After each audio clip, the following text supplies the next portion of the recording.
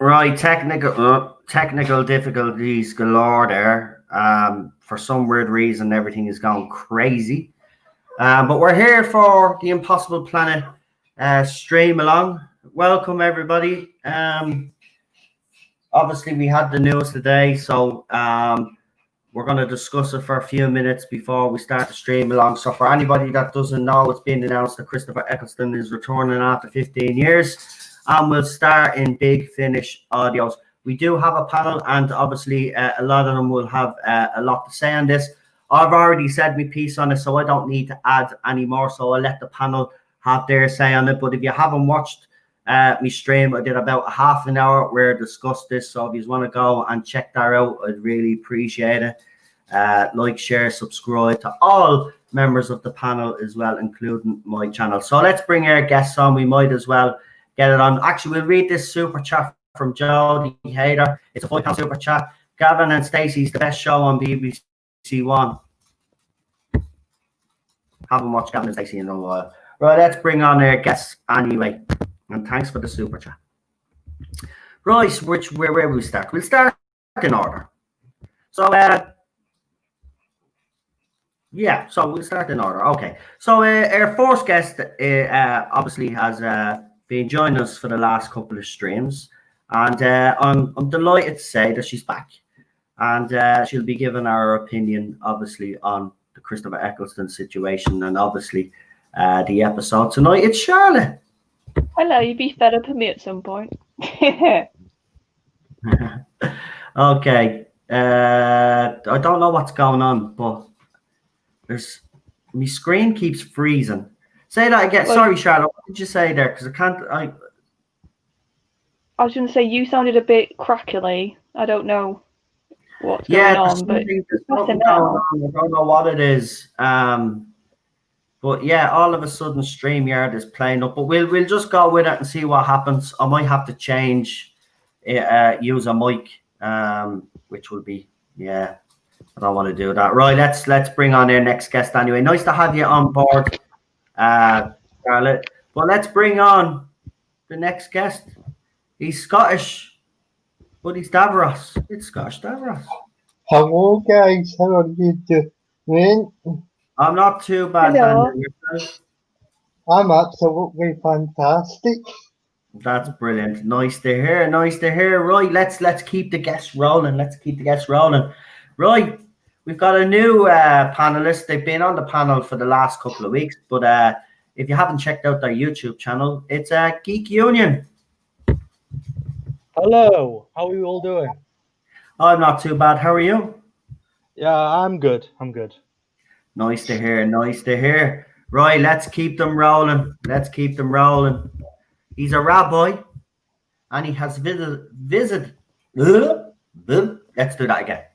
He's a rabbi, and he's come to visit us from a different planet.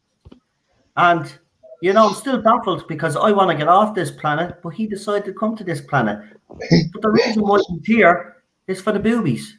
It's a rabbi from another planet. I have to tell you, young master, no, I think you undervalue the incredible benefit of boobies, which your planet has in abundance, and it does make me stronger than I may go through life living amongst you and your boobies. I thank you. The Galactic Council, thank you. They kept me away from you by sending me here to the panel of boobies. Well, it's nice to have you, and let's hope that you don't get bored of the boobies and leave us. Heresy. I will not listen to something. Right, and let's bring on our second last guest. There will be a guest join us later on, as far as I'm aware. I think Adam is going to pop in at some stage. But we have our next guest, and she was on the panel last week as well. I think, yeah, and some other time. See, my memory is gone. Oh, someone just said, hide the tortoises. I agree. I can't restrain myself. Hello. Hi, everybody. Hello, Mel. Hello. Nice to have you all on board. Right, let's get into it because we don't want to spend too much time on this. But obviously, some breaking news in Doctor Who's world relating to Big Finish. So obviously, Christopher Eccleston now is back. First of all, I just want to know, just very quickly, just one word very quickly, to describe how you are feeling about Christopher Eccleston's return. We'll start with you first, Charlotte. We'll go in order. We'll go with Charlotte and Daniel, Wolf in the Storm, Rabbi, and then Geek Union. So we'll start with you first, Charlotte. How are you feeling about Christopher Eccleston's return? I'm intrigued because I didn't think he would come back, and I hope this means that they've had to produce some very good stories to tempt him back. That's a good point. That's a fair point, actually. Yeah, that's a fair point. Daniel.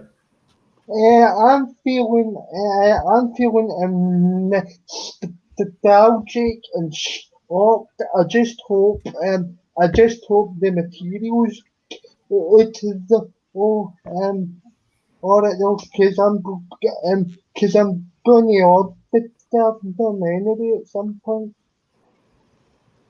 Okay, Wolf in the Storm so far seems to be all pretty positive. I am thrilled. I am chuffed. I am going crazy because next to David, Chris is one of my favorites, and I have waited with bated breath for many years for him to come back. So anything with him in it related to Doctor Who, I know is going to be good. Because this isn't something that he just decided to throw himself back into. It was a long time coming, and it was a lot of work for Nick Briggs to convince him to come back. So I don't think he would have just stepped in just because. I think this is going to be really good, and I'm excited, fantastically excited. Brilliant, Rabbi. Yeah. Look, pre-ordered. I think it's still like I say. I can't miss it. I'm a bit nervous. I want to know a lot more details. I want to know who's writing it. I really hope that they don't use it to preach. The Big Finish have been a bit preachy the last few releases, so I'll please. Okay, here's what they need to not include, because we've had a lot of these. Somebody mentioning a future time when everybody is trans, sexual, transgender, and transsexual, right?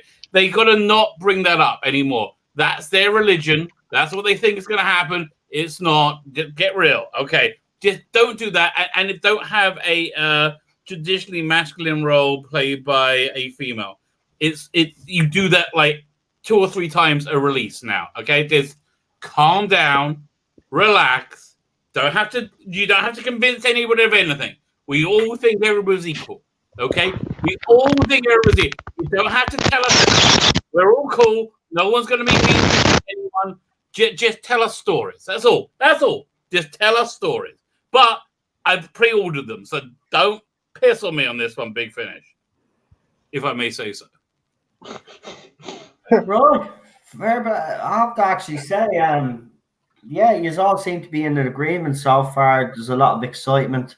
Sorry to be the party pooper, I suppose, if you have watched me stream.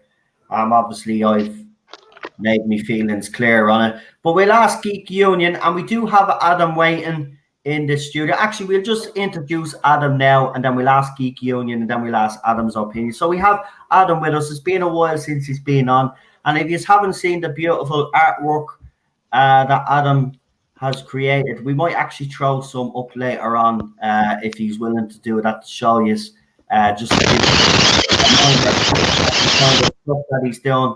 We do have some interference with someone's mic or earphones. If you could just see if you can adjust it, might be a volume issue or something, just so we don't get that interference. But let's bring him on. It's Adam. Welcome, Adam.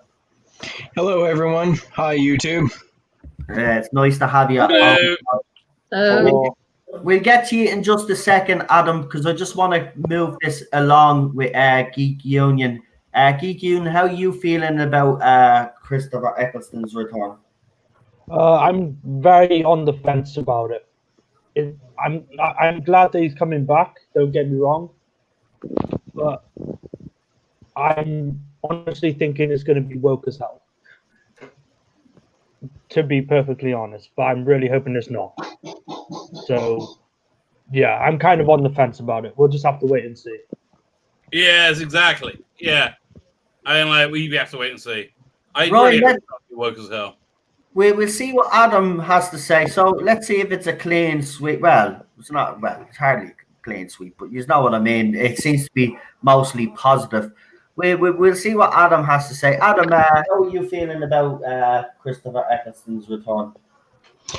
I think there's a lot of potential there. It's good to see him coming back, but carrying off your earlier stream, I mean, it's hard to get excited about any of the news coming in, even when they're throwing everything that all of the earlier RTD and Moffat fans would want to see back into, Big Finish, to try to gain interest into the show and keep generating that interest. It's just not there. I mean, the Timeless Children has soured the entirety of the show. I mean, it's difficult to get excited about. Normally, in another era, this would have been huge news. I mean, let's say this happened back in the Smith era or even early Capaldi.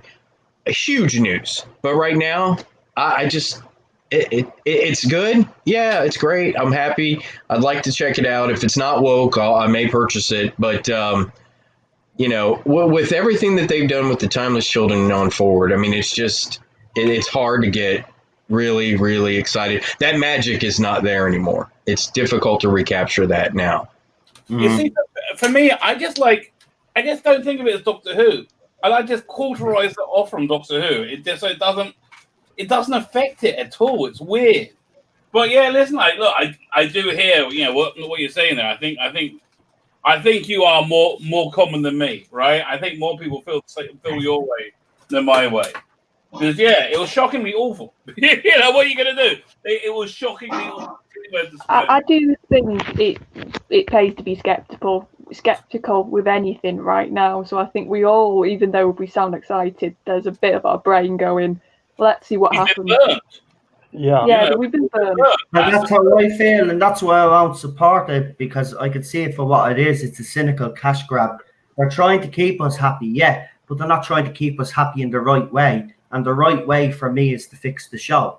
I don't think it's got anything to do with it. I think it's Christopher Eccleston finally deciding to do it. I think he's been completely... Nah, look at the timing of it. I'm sorry, but I know I'm being cynical, but the timing of it, no way. No, you're not going to just tell me that all of a sudden he's changed his mind. There's not. They've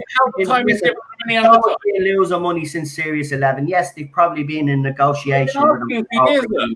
But this just finally said yes. Because they don't have any money and they're trying to make money. This is not being done for any other reason but that. It's only being done. I think it's being done because Eccleston decided to do it. That's what I think. I think that's the main reason. I think. Yeah, but why now? Why now? Why now, though? Actually, because he finally do it. I think it's exactly as he said. Actually, I think it's exactly what he said. He's held to a point he can do it, and he feels like a debt of gratitude to the fans. Yeah, good to him. And I can imagine him being like that way because he's a real decent, honourable guy, right? I can really imagine him doing that because if he was, I can't imagine him lying about that because he's too honourable and decent, right? And he's also so honourable and decent that if he gets the place he can do it, he would do it, and he made the commitment, and he's doing it. That's what I think the driving force is. They would have taken this any freaking time. They just happen to have particularly needed it now. Yeah, and that's why I want. Yeah, exactly. You've made the point because they need it. They do need it. But so, yeah, they're not doing it because we want it. They're doing it because they need to do it. Just like Time Lord Victorious, just like all the other stuff that they're doing. I think this is going to be better than Time Lord Victorious. Yeah, by far. Right? I know we have different opinions on this. I won't fight you on this one. You obviously support it, and a lot of the panel support it, but I'm not supporting this. I'm not. I support it. It's just I don't cancel it out yet. You know, it's not. You could be right. You could be right. You know, I'm just being. I feel like I can be realistic and optimistic to this level, right? I just do. I might be wrong. I'm often wrong. Oftentimes I'm optimistic. I'm wrong, right? That's in fact the most of the time I'm wrong. Is what I'm like thinking people are going to be better than they are. Look at it this way: he didn't come to this decision overnight. No, this was actually a decision that they kind of negotiated out early this year, before the coronavirus, made it so that they couldn't do any fan cons. When Christopher Eccleston started doing those fan cons for the first time, that's where he met up with Nick Briggs, who he hadn't seen since being on the show.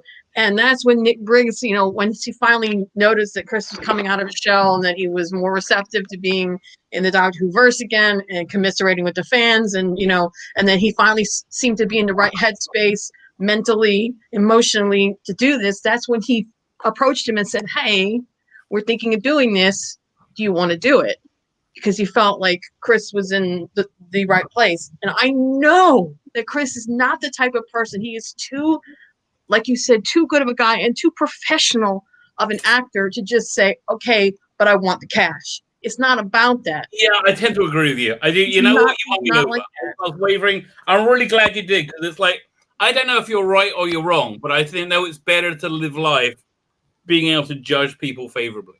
And I think you can legitimately judge people favorably in this one. So I'm not saying he's doing it for the cash, right? But I would be cynical, right? Because of. I don't believe that. I don't believe that for a minute. But it's saying that after reading these comments in that little article when he was quoted, that and the things that he said, yeah, I'd say he genuinely wants to back and do it, but the timing is all off. I'm sorry. I'm not. We have to send a message to the BBC and all these other places, and if we listen, as I said in my last stream, if people want to buy this, that's fine, fair enough, that's up to the individual. But if we want to send a message to the BBC and Big Finish, and get them to sort out the show, then we shouldn't be basically fooled every time that they do something like this. They suck us in every time, and every time we fall for it. When are we going to say enough is enough as fans? When are we going to say, no, we deserve to be treated? The point of that is no. It guts me though. It guts me. I got upset during. Right. You're right. It's going to be interesting finding out. And I should be happy about this. I should be over the moon, but I'm not, because the man that's running the show right now has killed it for me. Has killed everything related to Doctor Who for me. So I'm sorry. I can't. I know I'm being cynical here, right? But I just think the timing is off. And I mean, as you said yourself, they went and had a word with him in early this year before the pandemic struck, right? So they only went and approached him, right? It wasn't just because the fact that he's at cons. They approached him because they knew there was an opportunity there to make money, right? They might be cynical on their side. I'm not saying it's Christopher Eccleston, right? But they're cynical on their side. They've already roped in David Tennant. Now they're roping in Christopher Eccleston. Who else are they going to rope in? Right, and you notice it's Christopher Eccleston and David Tennant, the two most popular doctors of the New Who era. They know exactly what they're doing. And this is why I won't support it. I disagree with you. I don't think they know what they're doing at all. 24 from what I've seen, they don't know what they're doing at all. The marketing blunder that Time Lord Victorious has been, the relentless marketing blunder that it should, like, okay, Time Lord Victorious, could you imagine how it would be if they did a free audio drama they dropped on iPlayer or on radio or something like that, like a central story with David Tennant, with the cameo of Paul McGann, right? Okay, make that the central story. And then you have all the side stories coming out, the lead up to the books, everything, and then make it exciting, you know, like it. But they didn't. They just, what a blunt. So I don't think they know what they're doing at all. I'm assigning dumb luck where you assign malice. You know, it's like I didn't think they got lucky and they pulled it together. But yeah, listen, I don't think they were ever not. They're never at a point where they wouldn't do this. The question is what you were bringing up. It's going to be how many people have fallen out of love with Doctor Who because of the Timeless Children. Like, right, me, I'm still in, right? But like, it was a big hit for a lot of people, and it's going to be like, the more they show this Jodie, you know, Doctor Who, the more people are going to fall out of love with Doctor Who and just go, I don't care, you know, just like we are with Star Wars now. Right? They say, "Oh, Mandalorian series 2." You'd be like, "Yeah, okay, I'll catch it." You know, it's not like you just don't. They killed it. They freaking killed Star Wars. You know, Star Trek. I think I don't know. The Star Trek. Star Wars has been killed. Star Trek is dying, and Doctor Who is right behind Star Trek. So you're right. You're right. Yeah, well, with Star Trek though, Doctor Who is ahead of them all. At the time, this children has completely destroyed the canon. I mean, Star Wars you could still fix. But again, you can fix it, but it doesn't matter because people don't care about it anymore. Doctor Who is one entity on its own. You know what I mean? I know it does have its spin-offs, but Doctor Who, the main show, is irreversibly damaged. It's irreversibly. Yeah, I mean, I wouldn't say irreversibly, but it's going to take a will that they don't have, or many years, or never. You know, that's what it's going to be. It's who knows. Well, with respect to Star Trek here in the States, I can definitely say that CBS has finally gotten the message. I mean, there are rumors flying around. There are quiet underpinnings that are showing that the head, people in charge over at CBS are done with Kurtzman. They are just done with this. I keep hearing that. And we got and they want to go back to the original. I keep hearing people that he's finished. We got I thought we were going to have a 5-episode season. We got a 13-episode season of Discovery. Really? What are they doing? Yeah. Certain contracts have to be honored, and they got to finish it up. That's what I mean, and it's the same with Doctor Who as well. There are contracts in place, and they have to be fulfilled. And Chris Chibnall, either way, will have to fulfill his side of his contract obligations. So he could drag this out quite possibly for 2 or 3 years himself. He could drag this out for 2 or 3 years. So that's another 2 or 3 years of Jodie bloody Whittaker. I'm done. I don't care what they do. They can bring back bloody Peter Davison and start doing audios here. I'm done. They can bring him back to the main show. They can bring back former companions. I am done. I don't care what they do now. Okay. One second. No, let me just test this out. Okay, there's an audio release. Tom Baker, Paul McGann, David Tennant, and Peter Capaldi, and a blowjob, right? A blowjob. If you did and a blowjob, are you done? Are you not in for that? Nope. I'm done. Listen, as I said last night during my stream earlier on, I had a lot of time to sit there and think. I was sitting there on my own, and I was thinking about the last 3 years. And I've been asking myself, has it been worth it? Has it been worth getting into all the drama that I got into? Was it worth defending the legacy of this show? And you know what? I came to the last night. It's not. It's not. I've gotten 3 years of abuse because I defended this. BBC have not once come to our aid, not once, to say to these fans, enough is enough. right? All they do is, now listen though, Rabbi, right? Listen, I don't mind it if you get it. Like, look, I know you're still in. That's why I love you, right? You are always the optimist, and I love you for that. And I never change, right? But the thing about it, he's hurt me. Chris Chibnall has killed it for me. I'm done. I can't do this anymore. I can't support any more campaigns. I can't even talk about this era anymore. I'm done. I just can't. It's brought me nothing but heartache and pain. I've gotten abused for the last 3 years defending this show, and I'm not doing it anymore. They can release as many Big Finish audios with as many former doctors as they want until they fix the main show and get rid of Chris Chibnall, Jodie Whittaker, and there's a new regime at the BBC. I am done. I'm done. I don't care what they do anymore. They can have as many audios as they want. They can try and suck us in every time. No, I'm sick of it. We get sucked in every time. We fall for it every time, and all they do is hurt us, right?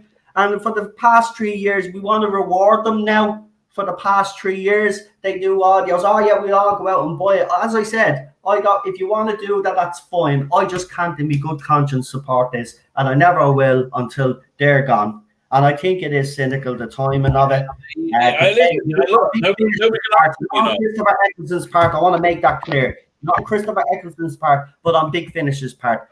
They're not making money. They need to make money. That's why they approached them, right? They didn't approach them because they had this amazing idea. They approached them first because they know they're in trouble. It's as simple as that. That's how I feel on it, and that's where I stand on it. And I just can't do this anymore. I can't talk about it. I just can't. I'm not going through it anymore. I was asked to support the campaign last night, and that's when I just came to the point where I'm done. I'm done. I'm not supporting any more campaign. What's the point? 3 years we've tried, right? We did the email thing. That was the closest that we got. And they came out with 3 statements, and the 3 statements kicked us back into place, right? So they don't care. So I don't care anymore. Don't care what they do. I'm done. Well, I've got a cynical prediction. Watch alongs. I want to watch me classic Who. Listen, we've got the past, and I'm going to enjoy the past, and I'm going to embrace the past. I don't care what they do in the future. I'm done with Doctor Who. Doctor Who's dead to me now. It's dead. It's done. Well done, Chris Chibnall. You got what you want. You wanted to push the real fans out. I'm gone. You won. Well done. And to the J-bots, enjoy it while you can. These are Jodie Whittaker, Doctor. Will be gone. It's Karen Who. That's it. Karen Who. It's Karen Who. Very good. Okay. Can we just leave it as I'm getting them anyway. You should listen to them, and then if I tell you they're safe, you should listen to them, and then you can review them and give me your take on it. Everybody wants to hear your take on Doctor Who. I will be the canary in the mine. If it's woke, I'll say don't go in. But if it's not, come in. The will be lovely, and people just want to hear what you think about Doctor Who when it's good. That's all. Nothing to commit to. Then it's not coming out till next year, right? I think it's May 2021. Do we know anything else about it? Hold on, it's coming up May 2021. Yeah. I think so. Next year. Well, right? I'm gonna make a prediction on this channel right now. Okay. Jodie Whittaker's announcement that she's leaving will be done before May. Oh, please. Wouldn't that be Well, great? you don't want to, because I don't know. Even though I'm not going to support it, he is going to overshadow her. So, she'll be gone. I'm more cynical. I think that Chibnall wants to drag this out. Progressives. I mean, they're the 60th anniversary. It's about cementing the legacy. It's about being like a tick that you can't remove because it's stuck in there and there's nothing you can do about it. That's the whole point of what these progressives do. That's the whole point of this whole. It's gone. The 60th.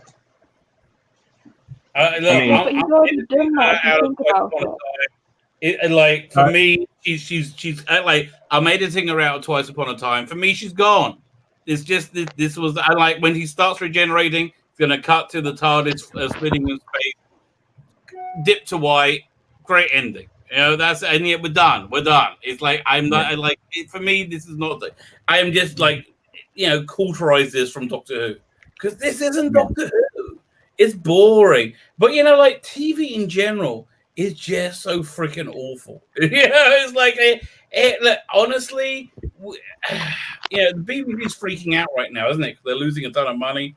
Didn't they hired like 800 people to convince all the pensioners who don't have to pay license fee to continue paying. Yeah. Just like stupid. make the freaking TV shows.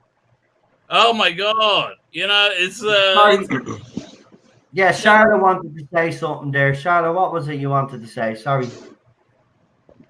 I was just going to say, I think this is a massive red flag if they've announced this now for Jodie, because who's going to be talking about Jodie for the rest of the year now? Everybody's going to be talking about this.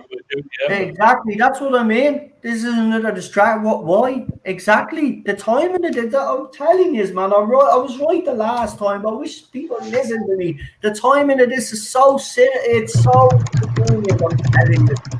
There's more to this anyway. There's more to this announcement than meets the eye anyway. But it's saying that. I think this is the start of phasing out. I think this is the start of phasing out of her properly. Oh, don't give me hope. Really? Well, why announce this now? If it's not coming out until next year. I think they just had the announcement. I think they just closed on it so they could. That's really why I think they announced it now. I don't know. I don't know, Rabbi. But there's I something. know for a fact this is going to eclipse anything she could possibly do. This might even eclipse however many people, want to suffer through the New Year's special, because people have been waiting. They've been waiting 15 years for this man to come back. Christmas special, what we in? We're in August now, aren't we? Like the Christmas special or the festive special is only a few months away, and yet they're announcing Christopher Eccleston, David Tennant audios, but nothing about the upcoming special. Like, we haven't even had a trailer. We know that there's a special that is already filmed. We got one trailer at the end of the series, but we haven't had a follow-up. Nothing. Yeah, I just think they want to keep it quiet. They like to surprise people. She's been phased out of that as well. She actually has been phased out of the Doctor Who magazine. They replaced that comic strip, I think, with Time Lord Victoria. So that's the plan. No, they just got rid of the comic strip altogether because they're morons. They didn't do any archive stuff because they're morons. Yeah. Big Finish knows what it's doing, because BBC cannot hope to compete with this. People have literally been waiting 15 years for this man to come back. A decade and a half with bated breath for this man to come back. There's nothing that she could put out, and there's nothing that she could say that could give her more attention than this. Than this one little blurb. I doubt they're even thinking about this. I really do. I doubt they even thought about this in any way. Because I just don't think they guys anything. Because I think they're morons. Did you guys see the live stream that had Tennant, Smith, and Whittaker? Oh my God! Out of place and wrong being there completely. Yeah, exactly. One of these. How mediocre? Yeah. Compared to the other actors, how mediocre was Whittaker in that? I mean, oh my gosh! You just watched it and you go, "This is where we're at now. This is where we were," and you can see the contrast just between her interaction with the rest of the former doctors. It was insane, and you're looking at it and you're going, "Gosh, I wish that era was back. I can't wait for this one to be over with," because I mean, Whittaker's just, out of her depth. I mean, if she doesn't have somebody putting words in her mouth, she's not going to come up with anything special off the top of her head. You couldn't properly answer any of the questions because she doesn't know anything outside of her own era. Nothing. So she looked like a fucking idiot. Really? Even I know the bloody name of it, you stupid cow. Really? Some people, but hold on. Some people think that was done deliberately, though, that she said it that way. Nothing's done deliberately. These morons don't do anything deliberately. They don't have enough brain power to think this through. They just blurt whatever comes out of their stupid mouths. That's how they write the scripts. They They are morons. Don't assign intelligence to them. They don't have any. I mean, the ad lib just between Michael Sheen and Tenet off the fly for the BAFTAs. I mean, you know that wasn't rehearsed. They're able to do that on the fly. Jodie couldn't come up with a single thought off the fly if her life depended on it. Exactly. No, I agree. Yeah. I mean, let's be honest. We can't just focus on her because I mean, in fairness, right? Any actress worth her salt would have done the research. We've all said that. But in fairness, the main culprit here is Chibnall. I mean, he has not directed Jodie Whittaker well. no. That's the first thing. He told her it wasn't important for her to do research because he wanted to start this era off as a reboot, a soft reboot with his own vision, right? Ever since he was that smug, snide little child in that interview back in the 80s when he was talking about JNT in his era, but he had his own vision. So when Jodie didn't watch it, he didn't encourage her to watch previous episodes. No, that's fine. You don't need to watch them. We're going to do a soft reboot. We want you to bring to the character what you feel, and everything that happened before is going to go by the wayside. This is how the progressive mind works. They did this with Marvel Comics. They threw everything under the bus. Oh, it was the first time we've had a female of this or first time a female of that. Just like in Star Trek with Michael Burnham. The first time we've had a female in a lead role. Well, what about Captain Janeway? Oh, a first time a female of color in a lead role. Because their mind goes to the microcosm of superficiality and to virtue signal. And it has nothing else to do with anything that's of importance to the story, to the lore, to the entire genre of the show. It's all about virtue signaling, gaining woke points, and pushing a progressive agenda. And that's exactly what this whole era of the Whittaker era of Chibnall it's all about. And Piers Wigner, he even with the diversity strategy, I mean, he even put it out there, we're not going to hire a white male to play the Doctor. Or any role. Like any role. Or in any role, yeah. Yeah. And that's racist. Yes, I know it is. Yeah, but they don't see it like that. Don't say that though, because if you say that, we're the racists for highlighting that for some weird reason. We're bigots. We're this, that, and the other. That's why I'm saying that's why there's no point of even fighting these people anymore. Let them have it. It's going to be gone. They're going to be gone soon. Well, except for Bradley Walsh, but he's old, so he can be made the butt of all the jokes because he's old and white and male. And because just go back and sorry, go ahead. Sorry about that. So I said I've got a feeling they probably made him a joke because everybody was just talking about him in Series 11, not her. Yeah, exactly. You're right there. Yeah, you're right. Yeah. And that's what I'm saying. This is how cynical Chibnall is. He couldn't even let us have one companion or one thing to like in it, which was Bradley Walsh. He had to bring him down for Series 12.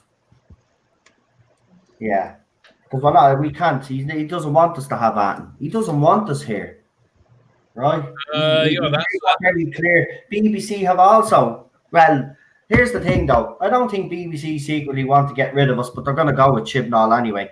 And we've already been told if Gary's information that he blocked, it's clear that BBC did block the video worldwide, so that tells you a lot. But if it's true that they're afraid to retcon this, well then there you go. That's all you need to know. They're afraid because they know there'll be a backlash, and the reason why they fear this backlash more is because the vocal minority actually have power. We don't. You know what I mean? They can ignore us as much as they can, but they can't ignore the other side, and that's the problem.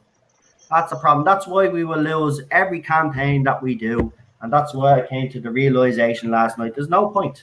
No point anymore. They're gone. Jodie Whittaker, Chris Chibnall be gone in a year or two, and then hopefully then something happens. But I don't hold my breath anymore. Doctor Who. No.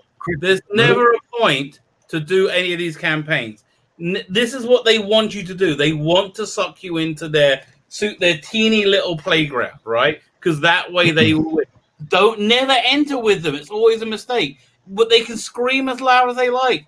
The worst thing that can happen for Chris Chibnall is to be able to make and show Doctor Who.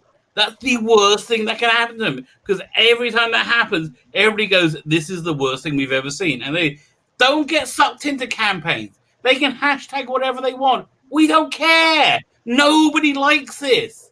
Nobody's interested. If you like it, God bless you. Great, lovely. Not many people do. And right now we're at the point in time people have forgotten how awful the last season was. That's why the worst thing that could happen for Chris Chibnall is for him to be able to make and air Doctor Who. Right? That's the worst thing. Don't get sucked into campaigns. They're stupid. They've always been stupid. There's no campaign needed. Either it's popular or it's not. Thankfully, for us, it's not. Thankfully, that we've been validated over and over again by every metric possible. But there's no campaign that matters. They can get whatever they want to trend at number 7 for 24 minutes in the middle of the night on Wednesday. And it still doesn't make it popular. So I've got three things that I want to say. So number one, yeah, you're right, Rabbi. The ratings, the merchandise sales, the popularity, the comic book sales, okay, for the 13th Doctor, all of that is down. Okay, there's a small vocal minority fan base out there who are the loudest ones, but there's a silent majority, and this is what I was talking about in your live stream earlier. There's a silent majority out there that says, what when I asked them, what would bring you back to Doctor? What would make Doctor Who again? Let's say they took this entire era out. They didn't care about the backlash if they hired another white male or not. Who would you want? And a resounding Michael Sheen was number one. There were some other ones that came after that, but Michael Sheen, he was the top. Okay, they would love to see him back because they saw the BAFTAs, they saw the banter, they've watched Good Omens, they've seen Michael Sheen in everything from Underworld to the Twilight Saga, which, by the way, I am related to the writer of that. Distant relative, but we're related. And so I tend to defend it when people start jumping on the fact that they're sparkly vampires. But anyhow, I digress. Number two, okay, the progressives, they're going to push this to the 60th because they want to cement this in the 60th anniversary. We know that, okay? But it's not going to work. The ratings are going to be so low and so terrible coming up. I mean, even if they regenerate Jodie to Joe Martin and say, okay, well, the reason why she didn't remember her was because, well, she was on the run from the Jadoon. It was actually Jodie they captured, but it's really Joe Martin that they wanted. And the reason they don't remember each other is because there's amnesia involved. I don't know. And she regenerates into her because the rumor is that Joe's going to come in as the new Doctor. And if that happens, that really, I mean, they're just another virtue signal, and the ratings are going to be low. So it's going to suck going forward from there. And then the third thing that I think is going to happen is that eventually, if the BBC, and to your point, there's a vocal minority, if they go back to a white male, there's going to be a backlash. Yes, but you have a large silent majority that would override that. The sales would be so high that it would drown out the voices going, oh, you're racist, you've gone back to the white male, and all this kind of stuff. That would drown it out, because if they made really good Doctor Who, and they brought Michael Sheen in, they brought some good writers in, they brought in Alan Moore, or they brought in, who was that gentleman that did the Doctor's Wife? There is no chance Alan Moore would ever write Doctor Who. You mean Neil Gaiman? Neil Gaiman maybe, but Alan Moore, not in a gazillion years. Adam, I wouldn't put your bet. No way, man. Adam, I wouldn't put your bet on Neil Gaiman. He's been saying some wokey stuff of late. Yeah. Neil Gaiman. I remember in the 80s, I was at a comic convention, the Comic Mart in London, or comic convention, and it was a UK comic art convention. And Alan Moore was asked about writing Doctor Who because Andrew Cartmel was after him. He says, yeah, listen, they talked about writing Doctor Who, but I think it's gone downhill since William Hartnell left. And that's basically where he stayed. I would love to see Alan Moore Doctor Who. I would love that. But, I think there's little to no chance of that ever happening. You don't think he'd jump in on that with the opportunity of a soft reboot? I think he's only interested in things that he owns. Like he's got his head in his what's it called again? The show, that thing which I like a lot.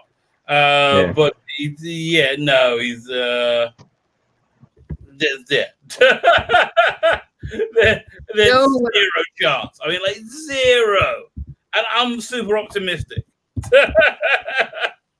You want to make sure, you want a way to make sure that these episodes are done well, done right, and done fantastically. 2 words. Graham Bloody Harper. Get Graham Harper to come back and direct. That man, he directed some of the best RTD era episodes. The best. Oh gosh, yes. Yeah, you look up his IMDb. I swear he's got a list of some of the greatest episodes from the RTD era. You're absolutely correct. Graham Harper, please. Right, What guys. about the old Just regime? want to go start the Yeah, should we start the episode? Like, working on, yeah. Yeah. Right, is Rabbi, everybody can you in the email chat? it? Rabbi, you, Charlotte, well, I think needs you to email it to her. So, the episode? Yes, please. I haven't uploaded it to my server. It's going to take about 10 minutes. Oh no, I watched it today at some point. I'm good then. I watched it today. I'm so sorry. I would have No, done no. it as well. Oh, man. Do you want me to start now? No, I watched it at one point before today, so I knew at least I've watched it at least once, so I'm good. Okay, well, I feel bad. No? you should. I should. You I hang my head in You shame. should have had it ready. I'm only messing. I just No, it's all right. There's a comment for you on the screen there, Rabbi, from Chris. Look at this way. You meet a cannibalistic serial killer. Now and then they make a great cake. Okay, no, dude, that's a crazy comparison. If they make Doctor Who that I like, I'm not gonna punish myself by not enjoying Doctor Who I like. I'm willing to go. Look, I see what Big Finish do and Chibnall's as entirely separate enterprises. I really do. I see Big Finish at being held to ransom by Cardiff, even though they really want to like Cardiff a lot, right? Even though they're still very lovey together. Big Finish are forced by the commercial realities to make Doctor Who that will sell to people.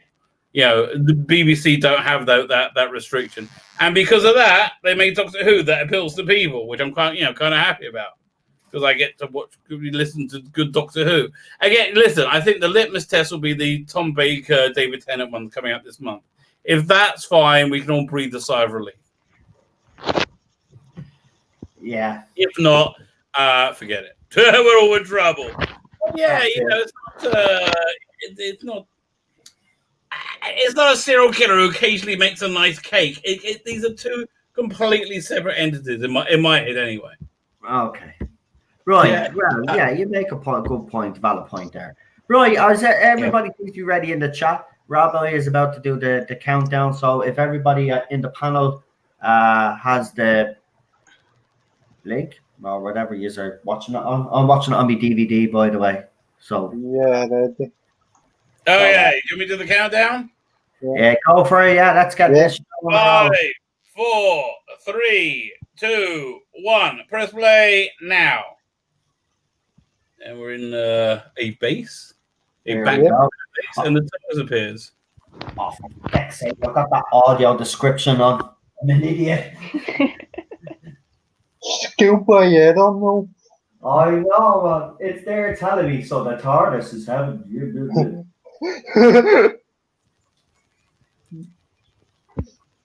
Can I knock this off while I'm watching now? Because that'll be stupid if I can't. I do like the whole design aesthetic here. It's very grungy, isn't it? Yeah, you should be able to know it should be along the bottom. I tell you, the production design is excellent. Look at that. Yeah, it's awesome.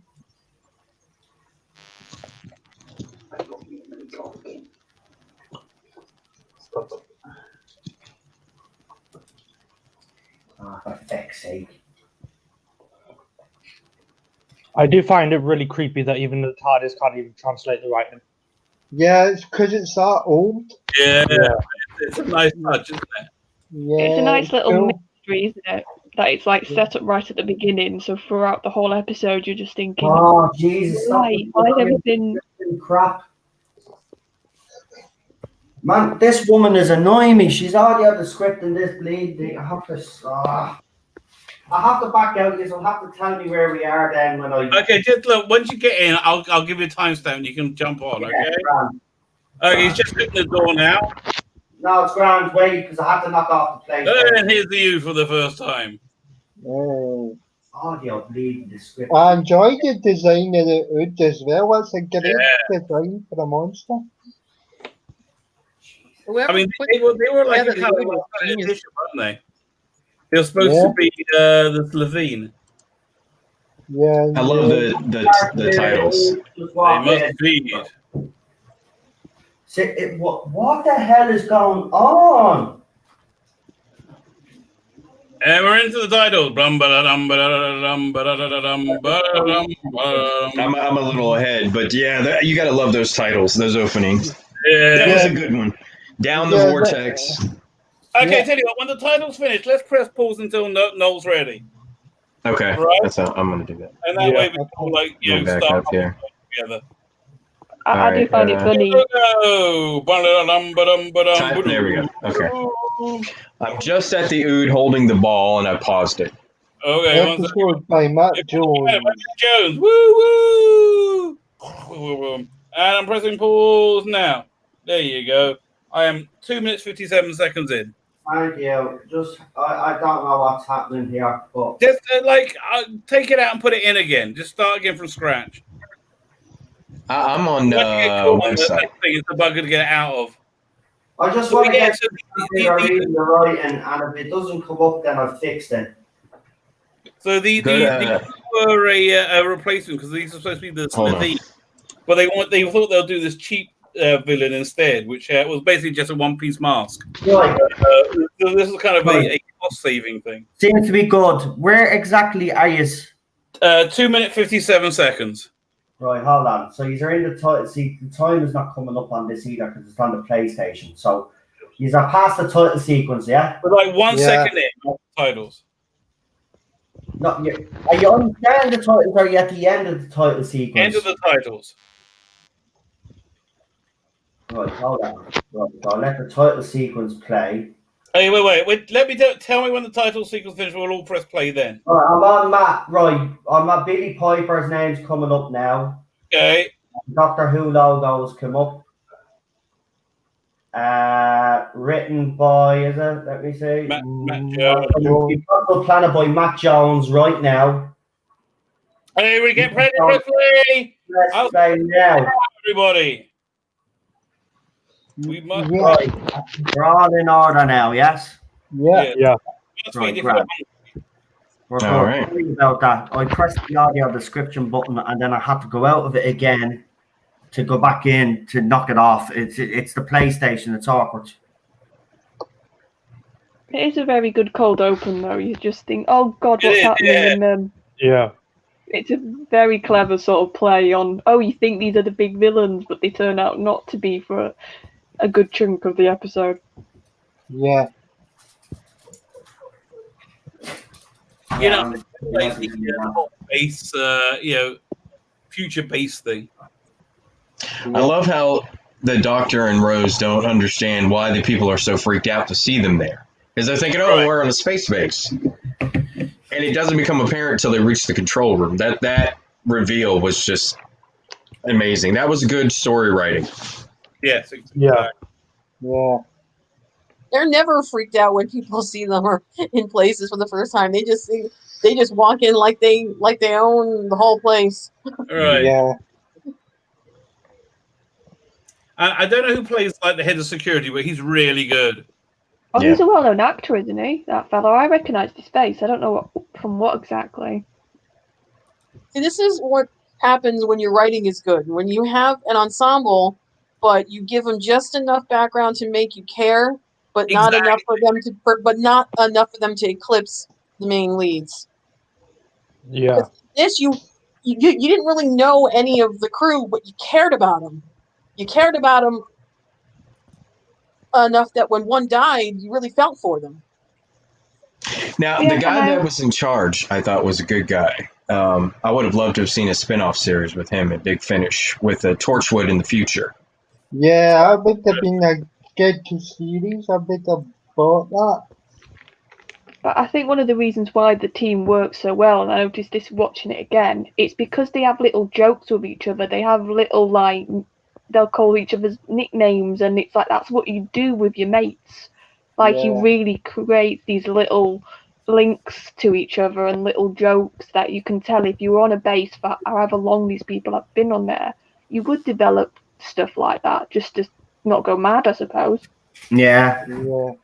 Yeah, unlike all that hack Cockney jokes that you have Graham doing in the 13 Doctor Yeah. era. I mean, it's Oh yeah, we saw how diverse the cast was, but then again, nobody really notices because we are naturally diverse.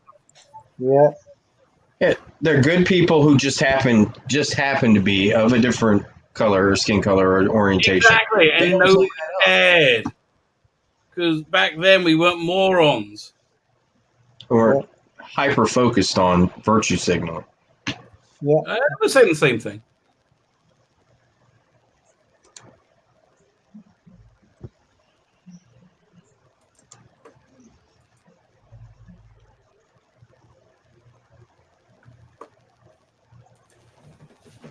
Yeah, I like that woman. The one that opened the doors for them to look in the ceiling.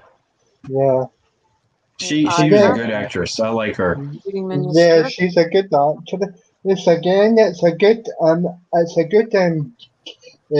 cast that they've got again for this episode. And just look at that scene, a black hole above. I mean, Yeah. that is just awesome. Good special effects. What's the Doctor's face? Yeah, The look on his face when she opens that thing is you would never forget it. The look on his face. yeah. These effect shots are better than they are now as well. Yeah. It's like not, What the hell? now a little bit of exposition, real brief. What a black hole is for those younger who don't really follow that. An impacted star. I mean, you would see that every now and then, just peppered through, which was great. But I mean, also, when I I was a think teen growing up, watching the classic series, they would do that. yeah, and also you need an actor who can do the technobabble. If that should be part of like the job description to be this role, you need to be able to do technobabble. And David could do that without thinking twice. Jodie just stares dumbly at the camera and she just can't pull it off. Right, No. I'm just watching David explain what a black hole is. The bit you told us coming up, and it's he completely sells it to me that he understands it. I remember the Tanungra conundrum, which was talking about how much she loves science. She totally didn't sell it to me at all. Right, that antimatter drive, or that she was describing. Yeah, totally didn't sell it at all. Yeah.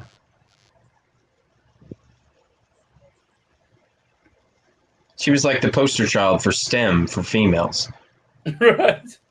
It's not just that, it's the look on his face when he sees it, the awe of like, are we actually standing under this black hole? And think about how old he is and all the things that he's seen. This cannot be the first time he's seen a black hole, and yet still, and he pulls that off just beautifully. But Jodie, like, she just, when you look into her eyes, you never see those ancient depths. You never see anything behind her gaze. So it's like you can't.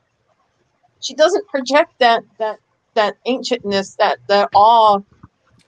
Well, I think I actually worked it out.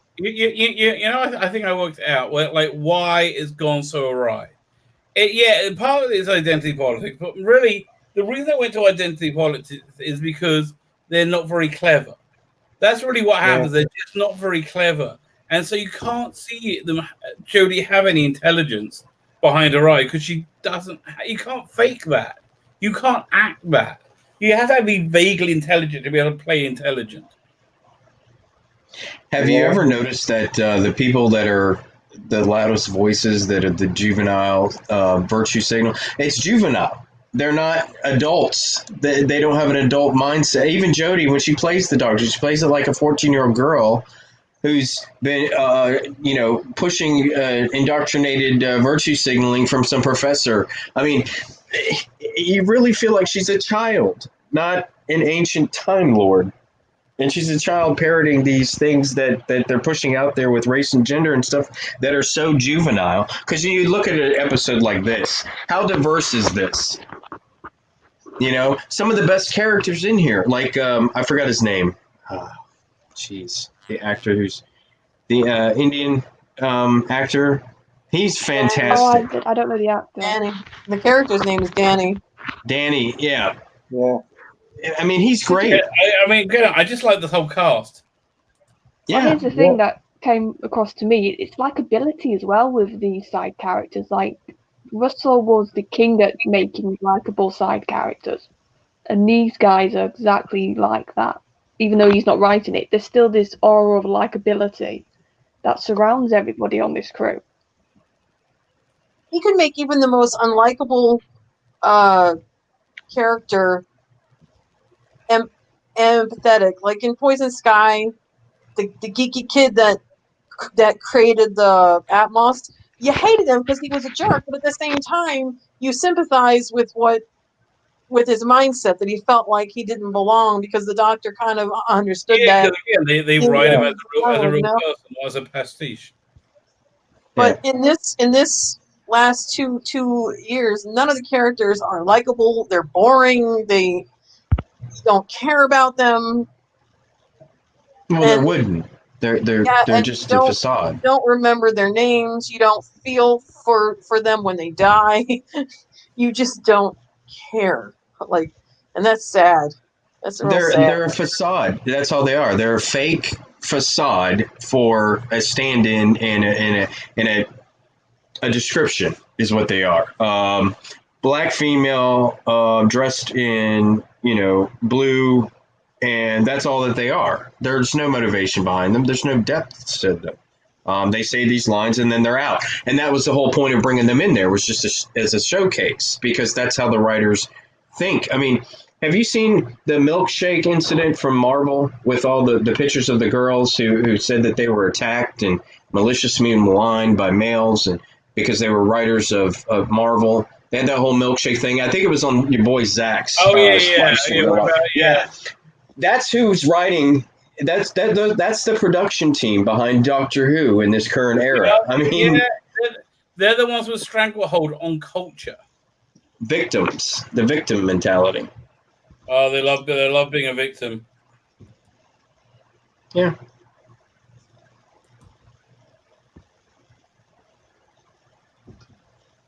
So when the Doctor realizes the TARDIS is gone, I mean, he's more about 20 seconds ahead of me. About a minute ahead. Oh. Let me pause it for a sec. Yeah, it was.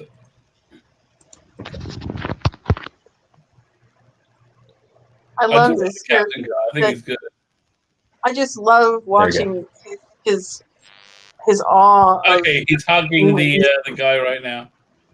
Yeah. Oh, I love that bit when he goes, "You humans, you go out and you did it because you could." That's such a brilliant Doctor line. That's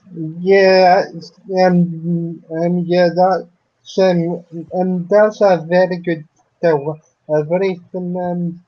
And sometimes very occasionally a season mark, but that is a good delivery. Like, it works because you just feel he's just oozing this, this sort of. He's proud of the human race. He's proud of that we're these sort of not as much advanced with technology or what we can do, but we have this innate ability to explore, this drive, and he sees that in the human race. And I've always thought, there's many things that impress me about the character of the Doctor. That's because David.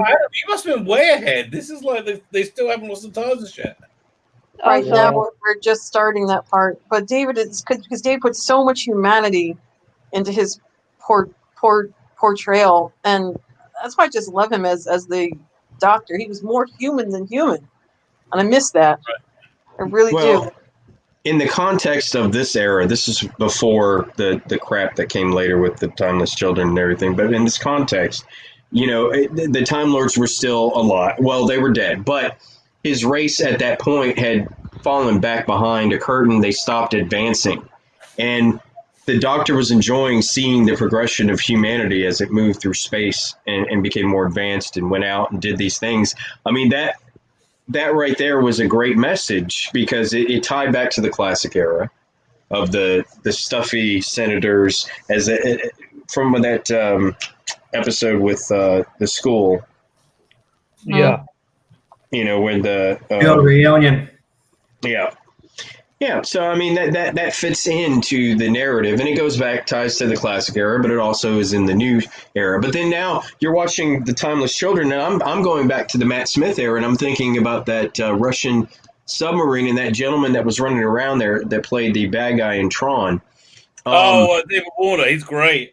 Yeah. Well. Okay. So now with the Timeless Children, was David Walter's character on that sub? Was he a future Doctor?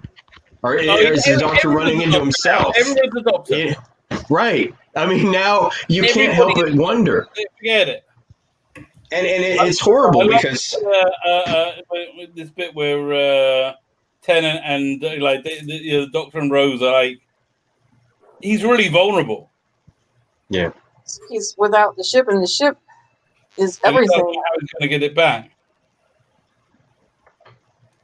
So That's why you just gotta love Rose, because even without that ship, as long as they're together, that's the important part. She's always gives him that support that it doesn't, even if they never find it, as long as we're together, then it's fine. Where are you guys at right now? Is Rose getting something to eat? No. We are 16 minutes 54 seconds in. Yeah. They're outside. They're digging. Yeah, the woman is outside. The one that dies. Outside digging and Right. Scooty's outside. By. Toby's hearing voices. No, you're way ahead. No, you're too far ahead. Oh, I'm ahead. Okay. Computer going a little bit cracky. Okay, and in a minute, he's looking at the thing. Doesn't matter. You're in a minute anyway, so it's fine. It doesn't matter if you're ahead. You can still discuss the. Yeah. Yeah. I mean, Toby's hearing the voices now. Yeah, that's the I was hearing voices. Yeah, we're all there now. Yeah. Okay. The other thing that's really interesting about this episode is that it touches on themes that you would not normally associate with the Doctor as a character, because he's not a religiously based character. He's a very scientific mind, and this really stretches that to its limits. Well, I mean, he does basically. He meets Satan in the next episode, So Right. Yeah. So for him, that's like a. Yeah, but it can't be that confusing. I mean, he's met demons before. Yep. Yeah, but I think what Russell's touching on in this is he's saying what happens when you have one belief system and then something comes along which shakes it a bit. And this is what I think he wants the Doctor to do. He wants his belief system to almost be challenged to a point where he goes, I don't know what the answer is it. Yeah, the first time the Doctor. That is a very good point, Charlie. It's the first time the Doctor is faced with an unknown. He can't translate the language, and there's a possibility of this language and this planet and what happened here being older than the Time Lords. It's just something that's alien to them, because his race is his adopted race now is supposedly so old that they've known everything in the universe, and here this is something that he's never come across, and there's always been legends about it. That later on in the second episode, we see that more with the Satan Pit, but here it builds it up. It's a great build up to that second episode, that two-parter. Yeah. The suspense is there. It does well, doesn't it? Yeah. This was the genius of RTD. Yeah, exactly. Everything had purpose to it. It's not so much the mystery box; it's more of a leading you down the path of a mystery. Right. We're not looking for something. We're in the middle of it, and we're trying to figure it out. There's a difference between him and what RTD does and J.J. Abrams does. Yeah. See, the thing as well, though, is he lets the audience decide, and as well with the Doctor, there is even a line in that when Rose actually asks him, "Was that really the devil?" And he basically goes, "I don't know." You Right. know, so he Exactly. leaves it up to the audience to interpret what they think it was. You know, just like the way the Doctor is leaving it open for him. He doesn't know either, so he's not sure. But Charlotte is right. This episode was basically designed to shake the Doctor's beliefs. To be honest, he is a man of science, and science will always factor into everything that he does. Yeah, brilliant. This is why I love this. I love it. I absolutely adore this two-parter. And on that subject, what do you think that actually was? Do you think that was the devil, or do you think it was something completely different? Honestly, well, I'm not religious, so I don't believe in God and the devil. So for me, it could easily be. I think it was just a manifestations of evils that happen to take the form. Right. Again, no. The Daemons. Daemons are a great example. They're essentially devils, right? Yeah. Yeah. So this is, I think this is. I love this, by the way. Get the language all over him. Yeah. This is a great scene, actually. Yeah. Who did the makeup for that? Very Fantastic. I was actually rooting, and I remember my ex-girlfriend at the time, she was all about the whole Rose and the Doctor. That was the thing that drew her in. I mean, she wouldn't have watched it otherwise. I mean, she watched Buffy, the Vampire Slayer, but what drew her to Doctor Who was the Tennant Rose back and forth. And even it carried over from Martha into Donna Noble. Donna. And then when Rose came back, I mean, she was so excited. And then with Smith, she hung on with Smith for a while. I mean, a lot of people left, I know. But see, the difference is here. Look at this episode and the way it's written. The arrogance of the Doctor being this, superhero, godlike figure that Moffat started to trend towards, that Chibnall took up and ran with the Timeless Child. But when you go back to RTD, the Doctor is out. He doesn't come across as this arrogant, person who knows everything about what's going to happen. He's not. If this was written by Moffat, it wouldn't have worked. It wouldn't have worked because the Doctor would have figured out everything at the end. And even at the end, with the demon escaping and all that, and the Doctor figuring out how to defeat it, he didn't come across as being overly superior, like a god in charge, a Superman character. It was science and reason and him being able to figure it out and defeat the villain. But you didn't feel like what was that? The Pandorica, when he's standing out there and he's making that speech and all of the spaceships that are there and they all run away. I mean, that was ridiculous. It really was. See, I've got a soft spot for that. I'm criticizing Moffat. I'm sorry. I'm saying here, though, this scene here is actually a beautiful scene. This is my favorite scene of the whole episode. Getting a house together and getting normal jobs and stuff. Yes. You can tell how the very idea, doors, mortgages, and carpets terrifies him. But when he looks at her, you know that in his deepest heart, it really doesn't. That he could wouldn't do mind it. spending it. Yeah. That he could do it. He would give it do up. It with Rose. Her.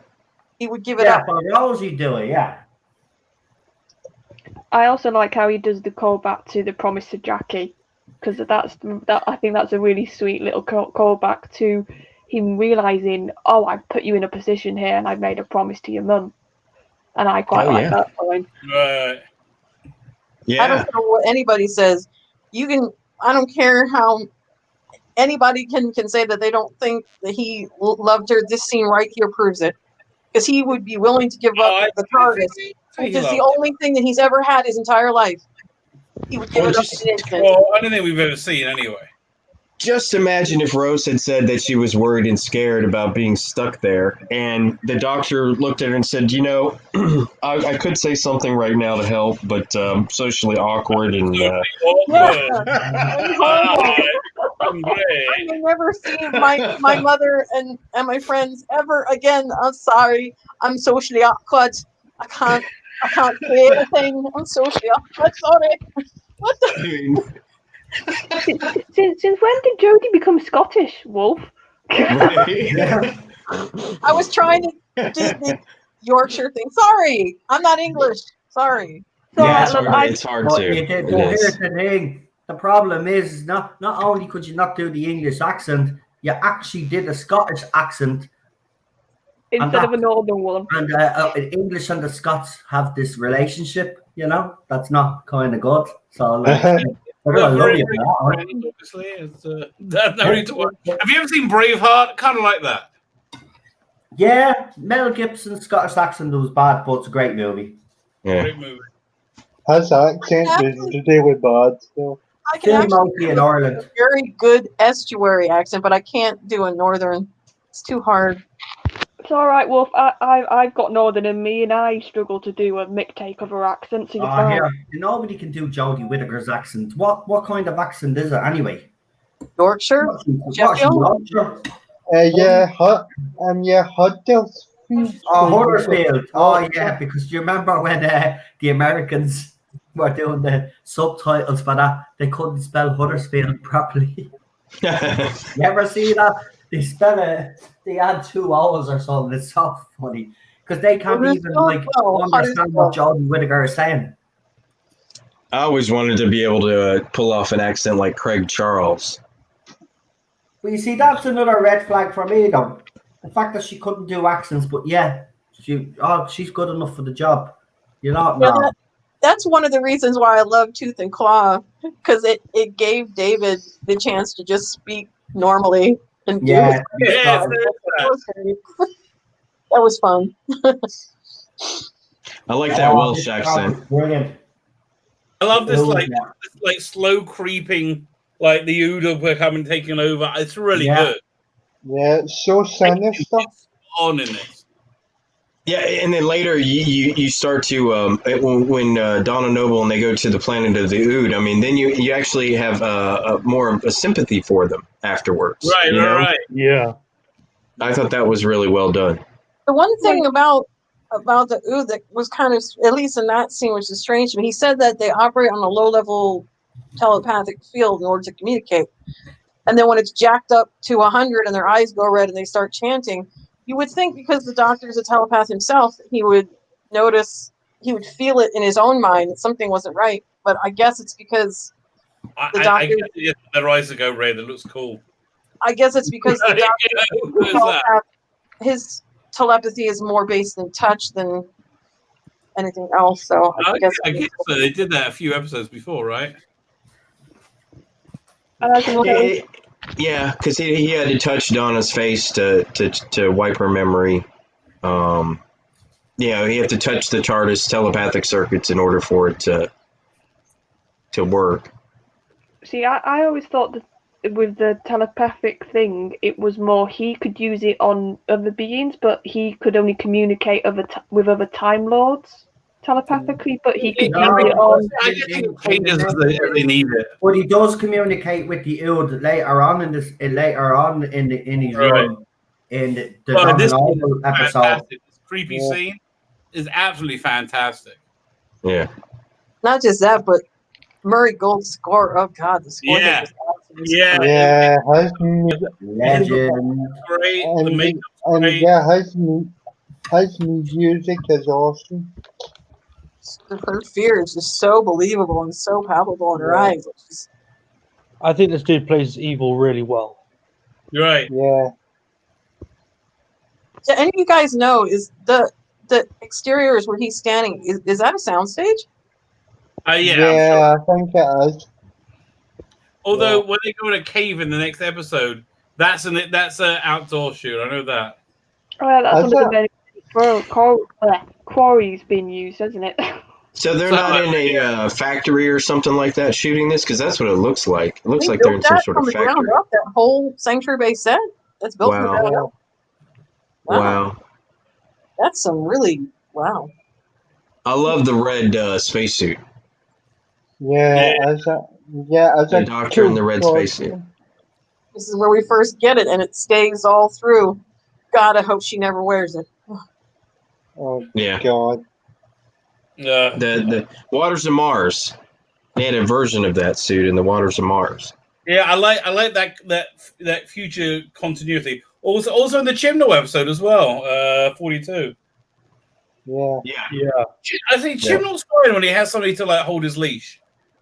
Right. Moffat was in charge at that point and was giving him, directions and pointers on it. But when he's unbridled, he does it on his own. He doesn't do a good job. He doesn't know what he's doing. I love the security chief. Chibnall wrote 42, but they had to rework the script because it was already bad to begin with. Yeah, it was Yeah, shite. under Rusty Davis, it's fine.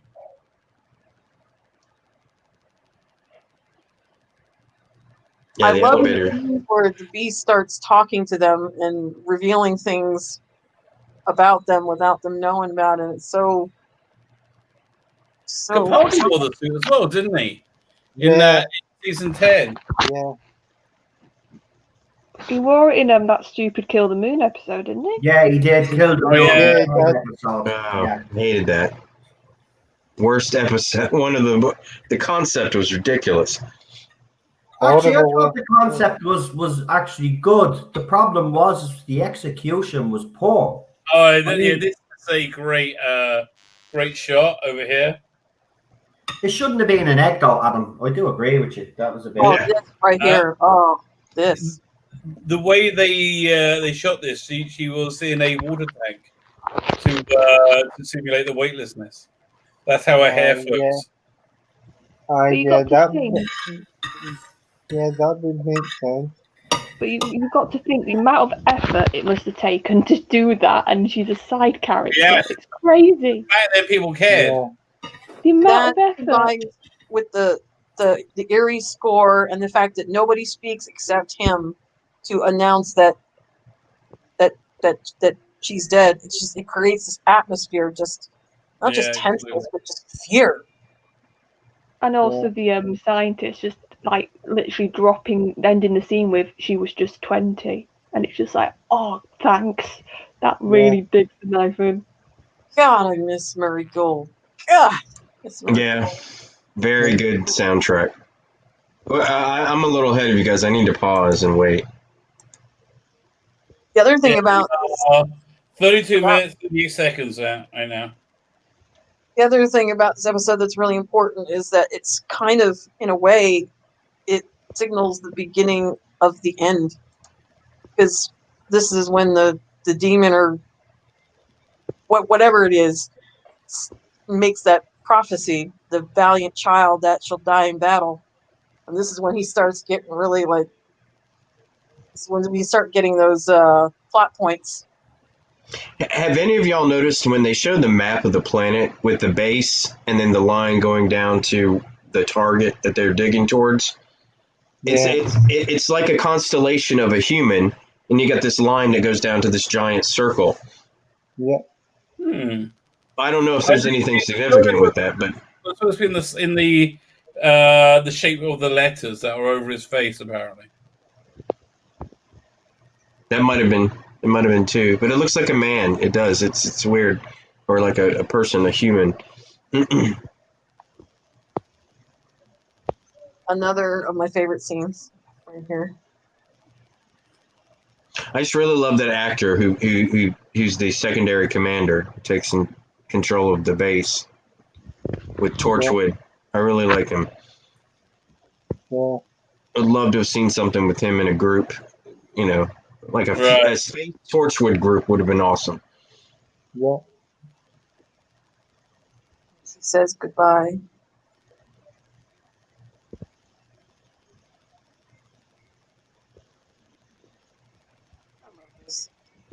I love this.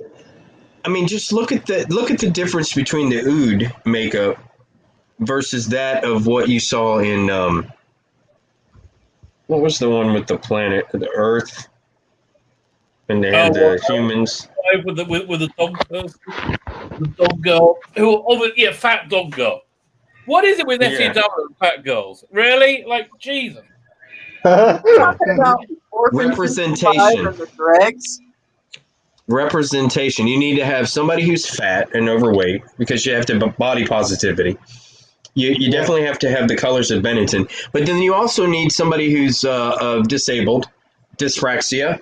Of course. There we go. Anyone? Yeah. So I mean, they're just ticking boxes. Whenever it's inconvenient. You know, there's something to be said for lighting and what lighting can do for your villains. That's why the dregs look like crap, because they have raw freaking daylight. Oh, God, they looked awful, didn't they? And I know that the classic Who stuff was comparatively cheesy. I get that, but I give that a pass because it was a long time ago, and the special effects were not as good as they are now. But listen, I would much rather watch a black and white Ice Warriors like Caesar Death than anything, Jody. Yeah, exactly. I'm the same now. Well, have you seen the drop in quality of CGI in season 11 and 12? My God. Yeah. What? I did see that. And lead her up. It's ridiculous. And I know that the CGI. You know what? I just realized this is a real interesting kind of update on Robots of Death. Because it's the same thing. You know, Robots of Death a little bit based around these servitors that couldn't attack you. Mm-hmm. And same with the Ood here, you know? Yeah. I know that the CGI in the early aughts wasn't that great, but it really didn't matter because the story is what made it. So you really didn't care. You didn't care that the Jaggerfest looked like shit, or that or that some of the other things were crappy. It was the story and the characters and the acting that you focused on. Plus, as well, in Britain, we like a bit of camp. You can get away with quite a few exactly. camp. Yeah. Oh yeah, that's why the TOS Star Trek is still popular to this day. I mean, the camp, but the story and the characters are enjoyable, so you can watch it and the camp doesn't bother you. But I think as well, I know with me when I watch old stuff, it reminds me of like a simpler time, so I can be quite good with camp stuff. I'm like, yeah. So I love Pantos, and I know they're the campiest thing on earth, and I'm in the 20s. That's right. This right. I don't know how they did it, but this set design is just. I don't know. This is a exterior shot. This is a quarry. Mm-hmm. Yeah, but I mean, they added all the pillars. Yeah, you know what? I was just saying to Gerald there while I was muted. That looks very strangely like the time of the Angel scene where they get the gravity ball. Yeah, well, it is. It's there with the clerics. It looks like the same scene, except they've just changed little things in it. So they might have recycled that scene. Yeah. What I don't like about the RTD era, what I do not like, and in particular this episode, you're in the far future. They've got pistols. They've got guns that shoot bullets, not lasers. I would have thought you had lasers. I mean, even if they were trying to make sure it didn't cut a hole through so the bullets are only on a certain level, I mean, you would think they'd still have lasers at some point or some kind of energy weapons, not machine guns. And RTD was opposed to lasers. Yeah, but maybe it was the fact that the human race wasn't developed that far. Yeah, we're in the future, but maybe they haven't, or maybe they hadn't got the technology. Because think about it, the Daleks have lasers. I mean, you know where I think it worked best is in what's the one? The Colin Baker Dalek story, Resurrect, not Resurrection. We had some people with lasers and some people with machine guns, and that juxtaposition really worked well. Yeah. Mm-hmm. Well, sorry, my internet's been a bit dodgy tonight. Sorry, guys. I wouldn't be surprised if what they're using, not actual bullets, but maybe plasma bolts. But if you look at the state of the Sanctuary base, it's hackneyed, it's dirty. You know, they look like they don't have a lot of access to, I would guess, the main core worlds. They're out there on, sorry to use the Firefly reference here, but they're like out on the rim, you know? So they're Right. All right. It's good. Yeah. they're making do with whatever they got. Basically, they're obviously out way far out. So they're kind of making do. Yeah, you still would think though the standard issue would be like a, low grade phaser or something like that. I mean, it just seems like the machine gun was just kind of, that was the one thing I always felt was a little off. I mean, you're in the future, you've got these machine guns, and then, I like how they do the retro look. Great cliffhanger. Yeah. Yeah, as it's an awesome But when you look again, at the Time Lords, it's like a retrofuturism anyways. yeah. But again, that's just something RTD done well with us, the finals during this era. You were always wondering what's going to happen next to be. I'm loving the what's the Ugo crazy now. Yeah. I just love these special effects. It did such a good job. They didn't have much to work with, but they did a great job with it. I find the less money you have, the more creative you are. I wonder how the actors managed to breathe under those masks.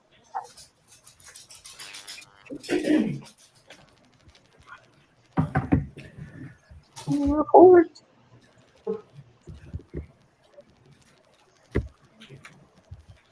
Well, try running in that makeup.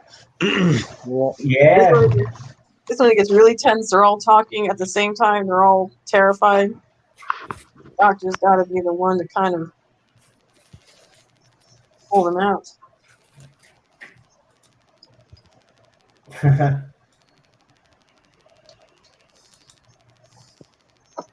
But it was great because the Ood got more character development later on. We do then find out that All right. Oh, I love it. You still started and even part of their makeup that they were basically, their hair race, they were basically there to serve us and stuff, and they were mutilated basically.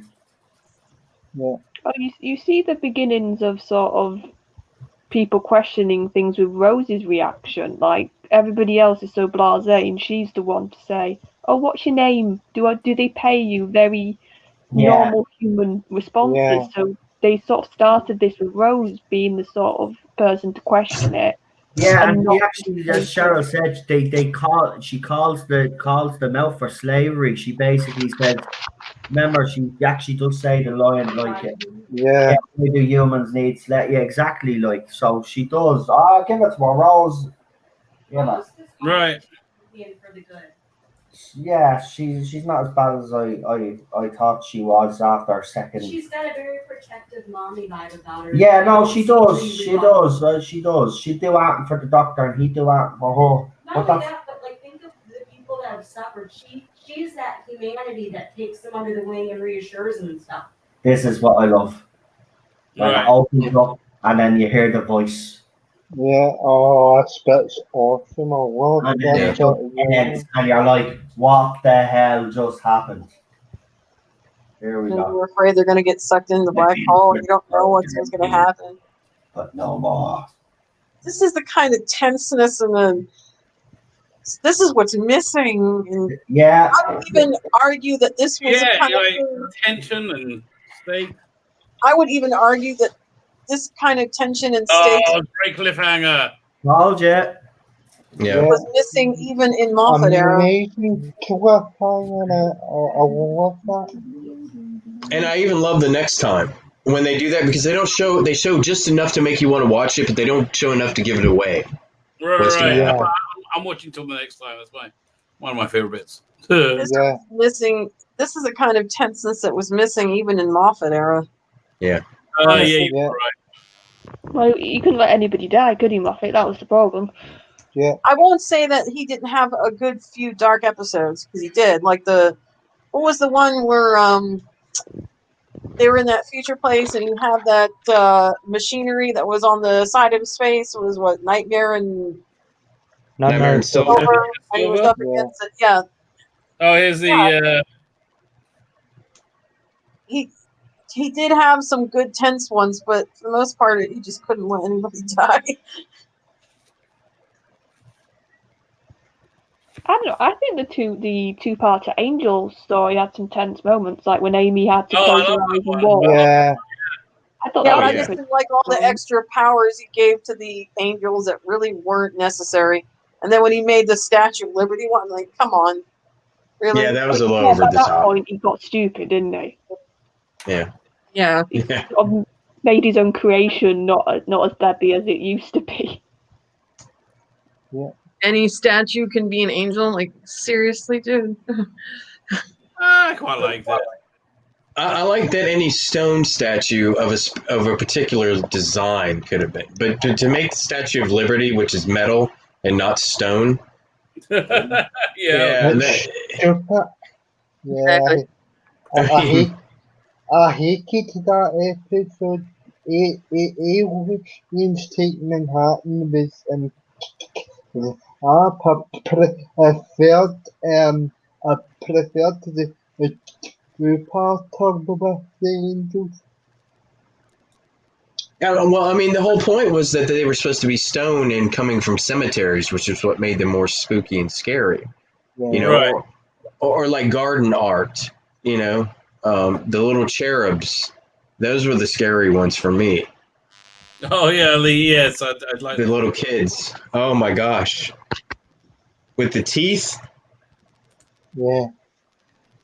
I must be the odd one out, because I saw Blink as very tense, and it was a very well done episode, but I didn't see them as scary. If you wanted me to pick out a villain that was terrifying, even though I didn't particularly care for Silence in the Library and Forest of the Dead, I thought the Vashta Nerada was stellar, because it was something you couldn't see, and it literally ate you from the inside out. It was everywhere. It was all around you in the little dust motes that were in the darkness. I mean, that's tense. That's freaking Well, tense. flesh-eating bugs is a scary thing, anyways. Yeah, but that's what Moffat did best when his creatures were basically, let's take something from the real world, let's take something you'd cross every day or you'd come across, and then let me morph it into something really creepy. So he did it with the Crack, he did it with the Angels, he did it with the Shadows, basically. Like, he was very good at doing those sort of creatures. The worst of it was like when you weren't sure if they had been consumed or not, and then when they started repeating their words over and over, and you knew that was just like the shadow of them left, and you were just kind of like, oh no, it just took another one. Oh my god. It was so like, the tenseness was really good. I won't say that Moffat's not a good writer, but like I've always said to y'all, a writer does not a good showrunner make. Correct. No, you're right. Not necessarily. You could, but not necessarily. Anyway, listen, guys, I'm gonna have to bounce. I'm really tired. This is the second stream I've done today. So, no, you still there? I am. Walk away. You've got a competition to do, as far as I'm aware. Crap. Oh man. I'm gonna let it run for another couple of days. Okay. I'm too tired. Look, it's a popular one, this one. Should we just do our score? Sorry, I can't hear you. Someone's typing. I couldn't hear you. That was me. Right. say it again. I want to give this guy. I think this is a pretty solid 8.5 for me. It's a good two-parter. I like this one. Nice one. That's good, Mark. Thank you, Rabbi, for that.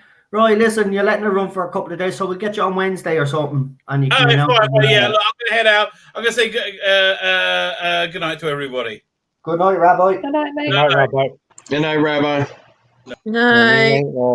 Right, guys, if you want to give us our rating, because we're going to finish up now soon, so if you guys would also like to give you our ratings, please, for tonight's episode. We'll start with Daniel. We'll go around the panel then, Geek Union, Charlotte, Adam, and then Wolf and the Storm. So we'll start with you, Daniel. Your ratings for tonight's episode. Well, I thought, first and foremost, I thought David Tennant was really good. With again, Billy Piper was good. The guest cast were good, and the Oud were absolutely a sensational creation. The Oud don't get and the Oud don't get as much appreciation as I think they deserve. So yeah, they were good as well. So overall, I really enjoyed the story, and it's 10 out of 10 marks for me, and I can't wait for the Satan Pit, though, which is another 10 out of 10. And I really enjoyed this two-parter. Thanks for that, Daniel. Geek Union? Like Daniel, 10 out of 10. I love this episode. I love how like nothing makes any effing sense. Like they're in orbit around a black hole, which is not possible, but they're in orbit. I love the Ood. Yeah, just overall phenomenal episode. Nice one. Charlotte? I'd give it an 8 because I forgot how tense this was and how it ramps up and the creepy factor. But I think just a couple of knocks off, because it's going to sound picky, but it does my head in a little bit how they keep saying impossible in the first 5-10 minutes. I'm like, yeah, I get the point. So 8. No problem. And Adam? Well, for me, I'm going to say an 8.5 out of 10. So, 8.5 out of 10. Good episode, great exposition, great build-up, great suspense. But it does suffer from a couple of drawbacks. Number one, I wasn't a fan of them just using regular, machine guns in the episode. I thought that was a little. You're out in space. I mean, you got to have technology. At that point, you would think guns, lasers, or some kind of energy weapons would be the norm. I mean, really. The Ood were great. The exposition on them was fantastic, but I think that there was a little bit of they could have played up the creepiness. I think more with Toby. There were some more things that could have just been done to make it a little more eerie and scary. But overall, I think it was an 8.5 out of 10. Like I said, for me to get a 10 out of 10, you really have to be that super episode. And usually the season finales, if done well, will get a 10 out of 10 for me. But 8.5 out of 10. Great setup. The next story that comes after this, I'm going to definitely have to say it's going to be up there. It would be above the 8.5. But we'll wait till we get to that. But for this, a solid 8.5 out of 10. Nice. Wolf and the Storm? Solid 9. I've always loved this two-parter. Tennant and Piper, awesome as always. I loved the development of the side characters, the setting, the atmosphere, the set design, the score. It's like it was just a confluence of perfection all around. One of my favorites. Brilliant. And for me, guys, it's I said it was a 10 before I even started, so I'm going to stick with that. For me, it's a 10. I just love this two-parter. So yeah, it's got everything. It's kind of like a base under siege. It's got the intensity. Watching this back in the day, let's be honest, listening to the voice, especially when Toby changes, it sent a shiver through you. So yeah, I mean, look, it had everything. So for me, it's a 10. Next week's one is a 10 anyway. So as well, I can tell you even before we watch it. Yeah. It's a 10. I love the ending to that episode as well. So yeah, so that's everybody is pretty much positive about this. And Chris has put all these our channels up, but I will give you the opportunity now, guys, before we head off, to plug you our channels. So we'll start again with Daniel, work our way around. I will remove everybody from the screen, give everybody an opportunity to plug their channel and plug their social media. So as I said, we will start with Daniel. So I just want to move this up. So hold on. So we'll remove you guys for a second. And Daniel will have the floor. Hold on. Why is this? See this bleeding thing? All right, we nearly have it. There we go. Right, we'll start off with Daniel. So Daniel, let everybody know. And then what I'll do is I'm going to remove myself as well. And then the rest of you guys, just let everybody know what you have up and coming on your channels. Why can't I move this? This computer is acting all ridiculous now. I mean, hold on, Daniel.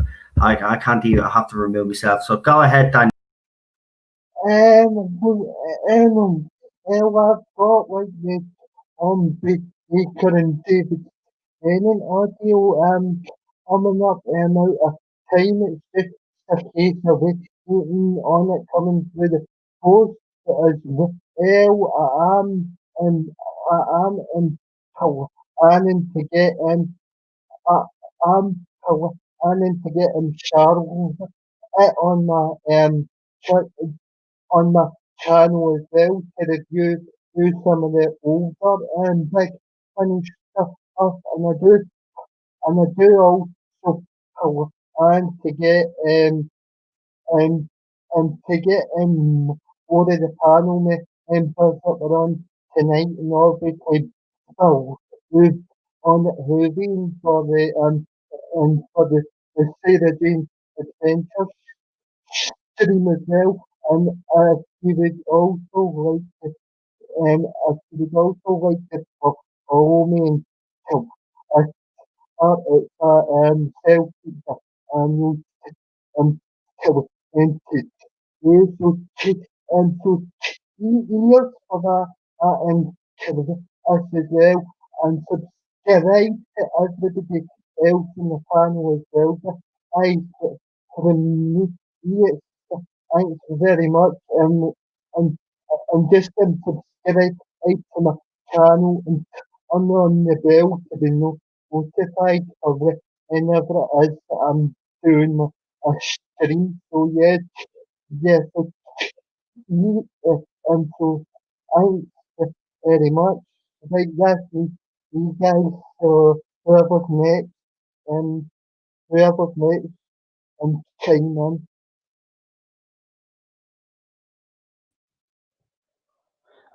So I've got a load of streams coming up. I believe the next one we're going to talk about like filmmaking, and I want to get Mega Geek on for that. I do have a series of streams, let's say, of once a month where we review movies, and what we're going to do is like probably like a couple of weeks in, we'll play a song from that particular movie, but it won't be like the main theme. Just like give like hints and whatever to what the movie that we're going to be reviewing is. For the first one, I'd like Noel to come on, so hopefully he can. But yeah, a load of streams. Go and check out the channel.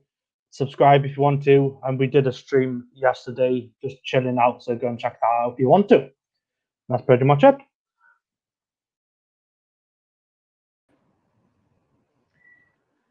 Hey, you guys know me. I'm on YouTube, Wolf and Storm.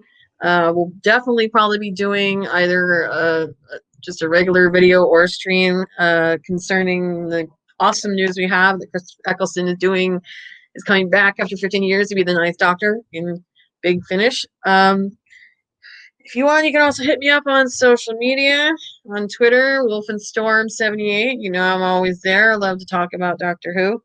So yeah, that's me.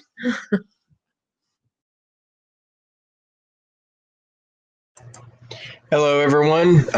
So I don't have a YouTube channel yet. I'm in the process of developing something for it. I really want to start and kick it off with a big bang, but you can see my artwork and a lot of my journals and blogs about Doctor Who on Time Lord, Rassilon on DeviantArt. You can also check out my comic book art, Capital Comic Studios, which is also on DeviantArt. And I do want to give a big shout out to all of my friends on Cybertron.com, TFW2005.com. I'm Skywarp2. You can also find artwork, my old artwork on DeviantArt under Skywarp-2.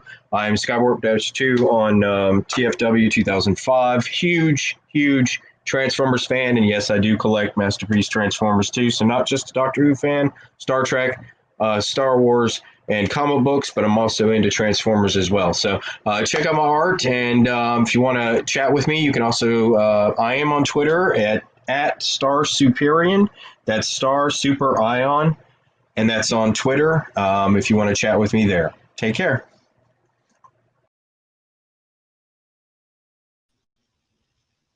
Oh, hello. I don't have a YouTube channel, but I'll be in the chat, so I'll happy to chat with me there. And Daniel and me are hopefully going to do some Fifth Doctor Big Finish audios coming up. So I'll be doing a chat with him and reviewing what we think of those, because on Big Finish, the Fifth Doctor is one of my favourites.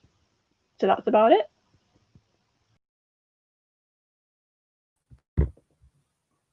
And of course, I'm Noel from the TARDIS Zone, and you can subscribe to my channel if you haven't. Hit the notification bell, like, share, subscribe to every single member of the panel. They all put out some great content, as you know, you know, the more we support each other, the better. Listen, I've had a blast. I'll bring them all back in just to say good night, but I've had a blast. I just want to say thank you to everybody. Hold on, I think I just added Daniel and then removed him. So there's Daniel. So thanks for joining me, Daniel. I really appreciate it. Yeah, thank you for that. Wolf in the Storm, thank you very much for coming. Adam, pleasure as always, mate. We've missed you on these streams. Hope to have you back soon as. It's always great to hear your voice, and everybody loves your work, so we'll bring you on sometime during the week if you're available. If not, I know you do say the weekends are better. We will sort something out one of the weekends, and we'll do a stream where you can showcase all your work and stuff, and you know, and discuss it and talk about how you came about it and all of that. Is that Awesome. okay? Yeah, that'd be great. And I want to say thanks to Charlotte as well. There she is. Have I added her? No, I've removed her again, haven't I? I did the same what I did to Daniel.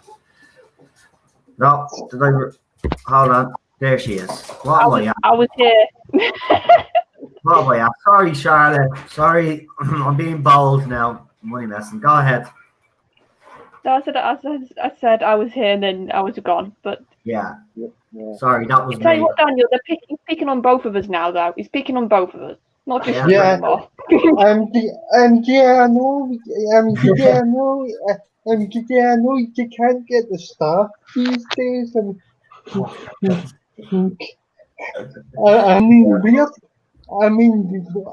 I mean, yeah, you're two of theirs, and also on this Someone channel. was saying to me that I should get a producer. I'm not that big enough to be getting a producer.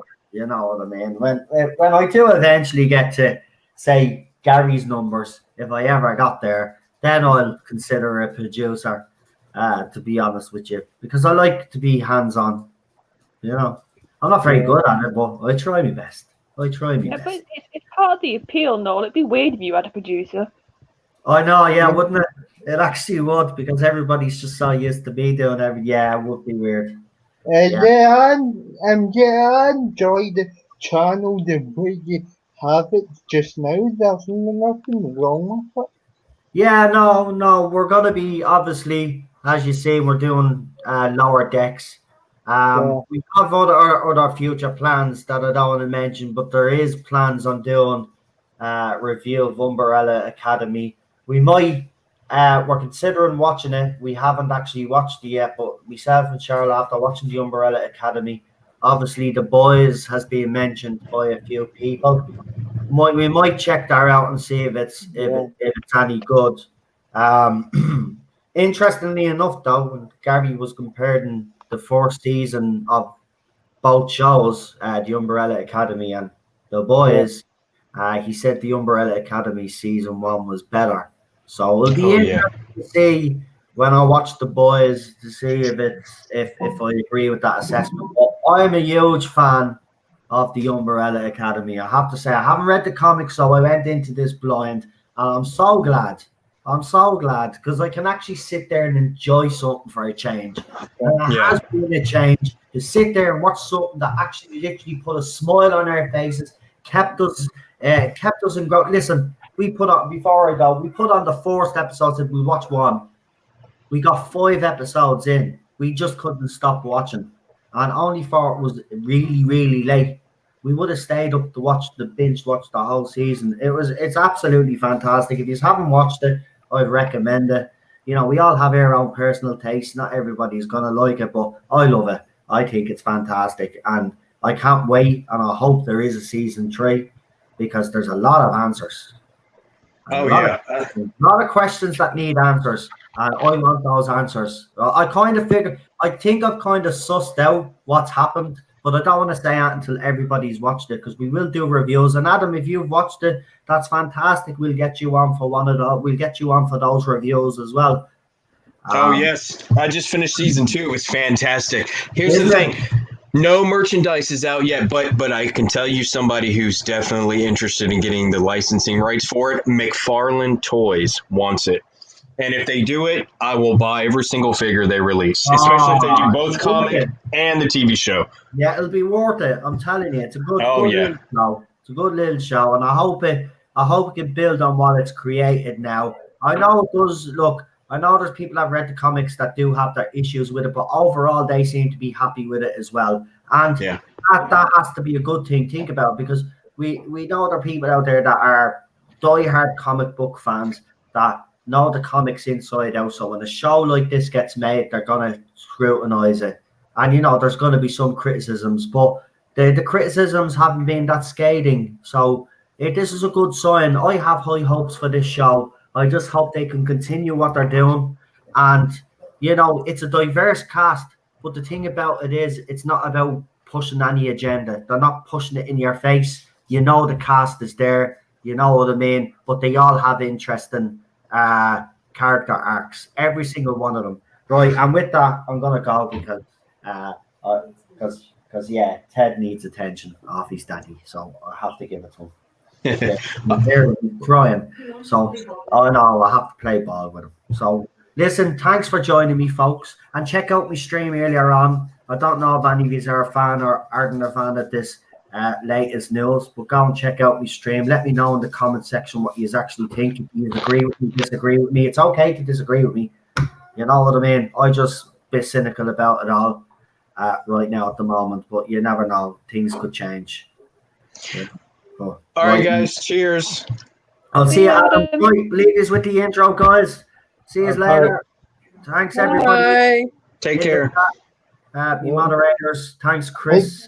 Everybody in the chat, and that's it. Right, see you later, lads and ladies. Right, in the nearly messed up there. I just said lads. Right. Oh no, we would have been so offended. I know. I would have been cancelled. I'll see you later. Right, I'm going. Right. Hashtag cancel no. See you later. Bye.